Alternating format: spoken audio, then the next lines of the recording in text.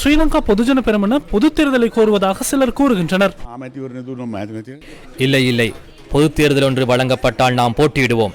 ஜனாதிபதி தேர்தலை வழங்கினாலும் அதிலும் அவ்வாறே செயற்படுவோம்.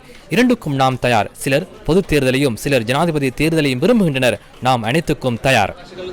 பங்குச்சந்தையில் லாபத்தை பெற்றுக் கொள்வதே பொது தேர்தலை கோருவதாக ஜனாதிபதி கூறியிருந்தார். என்ன பைத்தியம் அது? அதனை ஏற்றுக்கொள்ளப் போவதில்லை. தேசிய சொத்துக்களை விற்பனை செய்வது தொடர்பில் நீங்கள் கடிதம் ஒன்றை அனுப்பியிருந்தீர்கள். ஆம், அது அவ்வாறுதான். எமது கட்சியில் உள்ள 90% அந்த நிலைப்பாட்டிலே இருக்கின்றனர். அரசாங்கத்தின் இந்த வேலை திட்டத்தை அனுமதிக்கவில்லையா? இல்லை, ஏற்றுக்கொள்வதில்லை. நீங்கள் அரசாங்கத்திலேயே இருப்பதாகவும் அவ்வாறான நிலையிலேயே இவ்வாறு கூறுவதாகவும் குற்றம் சாட்டப்படுகிறது. அது தொடர்பில் கருத்தறிவிப்பதற்கு எமக்கு உரிமை இருக்கின்றது. எமது உரிமையை காட்டிக் கொடுப்பதனால் அரசாங்கம் இல்லாமல் போகும். அரசாங்கம் என்ற வகையில் நாம் எமது உரிமையை காட்டிக் கொடுக்கவில்லை. எமது நிலைப்பாட்டை அறிவிப்பதற்கு சகல சந்தர்ப்பங்களிலும் நாம் தயார்.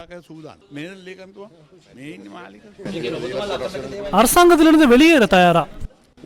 நாட்டுக்காக அனைத்துக்கும் நாம் தயார். நாட்டுக்காக தீர்மானம் எடுக்கவும் நாம் தயார்.